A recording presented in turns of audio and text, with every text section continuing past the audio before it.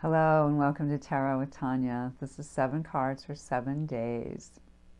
And we are beginning with Monday, November 27th, and going to Sunday, December 3rd. Hard to believe we're already into that December month. So thank you so much for being here. And take what resonates for you, leave the rest behind. That is especially true for a reading for the collective, a general reading. And I am using the Golden Dawn deck today, and then I'll finish off with a Crystal Angel Oracle card. So let's talk a little bit about the moon and Mercury and some other planets that are affecting us this week. We begin with the moon in Gemini, and on Sunday night to Monday morning, we'll have that full moon in Gemini. So there could be a lot of mental energy. Gemini is communication, traveling, electronic devices. I mean, that's why people get nervous about Mercury retrogrades, because some of that stuff can go a bit haywire. But the full moon should put some good energy into that, some illumination, and perhaps bring out some information that's been hidden too. Then we're ending our week with the moon in Leo for most of the day on Sunday, December 3rd. And then by that evening, it will be moving into Virgo, depending on where you are in the world. But, if you're in the States, that's the case. So Mercury on Monday will be squaring Neptune. So you've got information and fuzziness. So not a great day really to maybe sign legal documents, things like that. There might be some confusion, again, kind of a fuzzy energy that goes with that, because Mercury, the mind, the quickness, it will, just be in a way drowned by Neptune. It's a stronger energy. And then we go through the week till Friday, and then we have Mercury entering Capricorn, which could make us more serious about our communication, could ground us in our words a little bit better, could make us more serious sort of in general, I don't know, for a few weeks anyway. And then by Saturday, the Mercury is now sextile Saturn. So this is very efficient intelligence. We might be drawn to older people. Again, there's that kind of emphasis on, because Saturn rules Capricorn, on being more grounded with things. It's an earth sign.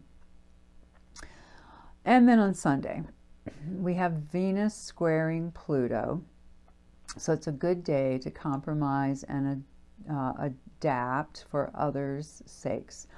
We don't want to try to force a relationship or force any kind of relationship issues that day. Just try to keep it mellow for the sake of the relationship. And that can be with the self too, just as much as it might be with others. So for our actual reading, I think I mentioned I'm using the Golden Dawn. And we have 4 majors that pop up during the week. That's strong. That's a lot. And then we have a number of 3s here, so there's some creativity and harmony with that as well. Pardon me. We begin our week with the Prince of Cups, and he's often seen as a very romantic character, someone who comes in, can sweep you off your feet. That's that day that we have Mercury squaring Neptune, and it makes me think of this because you have the kind of Mercury figure who could be seen a bit in this Prince of Cups. So Mercury, rules Gemini, which is air, and here we have water. But there's a way that messenger or message can get very fuzzy, where Neptune comes in, and Neptune rules Pisces, and so there's your water. So, again, kind of watch, what you're receiving for energy that way, particularly if it seems maybe too good to be true. Again, it could be wonderful. So just use your discernment on that. And when it comes to Tuesday, this is when we start that series of majors. And our first one is number 12, the Hanged Man. And there are a number of ways, of course, to read this card. One is a desire to have more of an orientation toward a spiritual path, a higher level, heaven, if you will. I mean, whatever your terminology might be. You can see that foot. It's really right sort of into the beard of this kind of Odin from Greek, not Greek, but Norse mythology sort of character who represents the tree in this one and is the story, of the man who went there and hung himself upside down to understand things in a profoundly different way. So then the head goes toward Earth, and we flip the whole orientation. It can also be in a little bit more challenging side, being hung up on something, being stuck on something, or just needing to wait, needing to be patient. So that might be a really good energy for Tuesday, is to be patient. And by Wednesday, it's kind of a different story. We've got that second major, and this time, I'm not sure how well you can see this, you have the Magician. The Magician contains all four elements. You've got the cup for water, you've got the disc for earth, you've got the wand for fire, and then the sword representing the air, cutting through things. And the Magician can take these elements, toss them up, and confidently await for a new scene, a new configuration, seeing things freshly, which of course fits with our hangman too, and then being able to act on it. That's part of the magic there, trusting and acting. And on the darker side can be a very manipulative person, a very manipulative kind of energy. So, again, using your discernment is key there.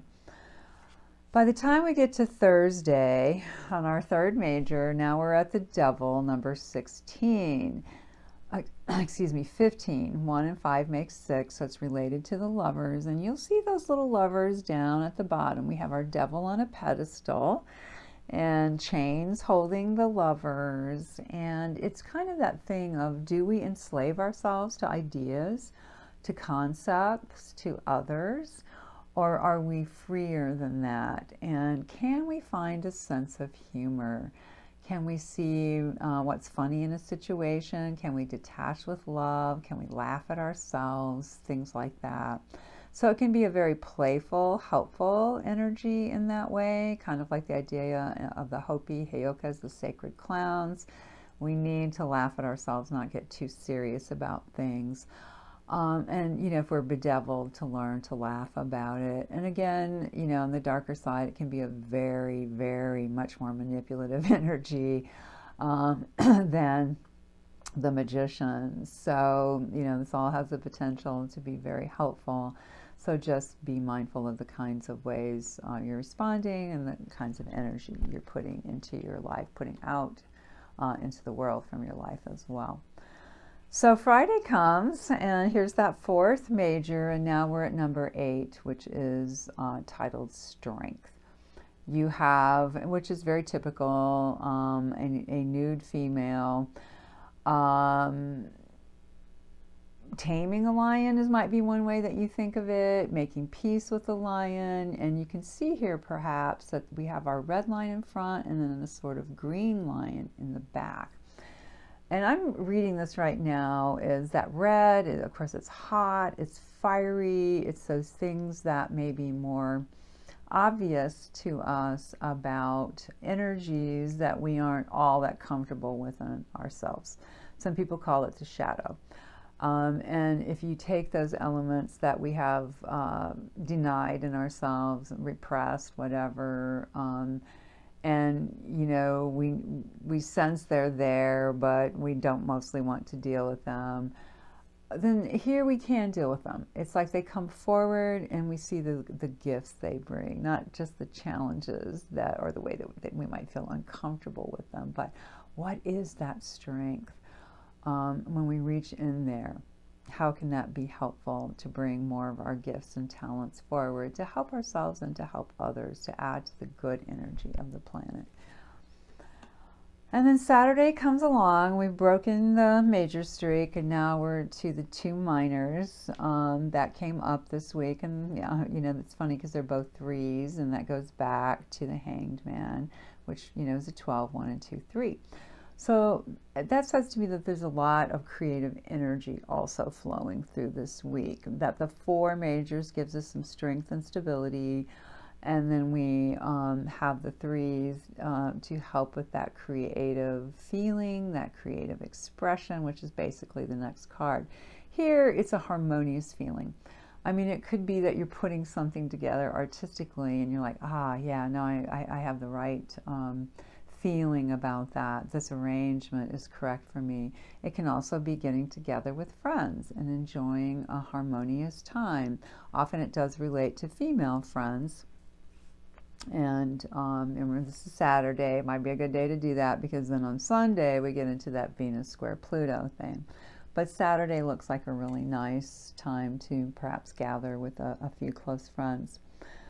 When we get to our final card for Sunday next week, that first weekend of December, December 3rd, we have the 3 of Wands. So now we're into that fiery, inspirational energy, expressing what it is that we want, being able to maybe not so much verbalize it, because it is fire, it's an instinct, but there's a way to express it. It could be a dance, it could be a hug. Again, it could be looking at some artwork or some other creative project and feeling like the energy to do some work on it would be there. Maybe not necessarily the physical aspects of it, but the inspired aspects of it.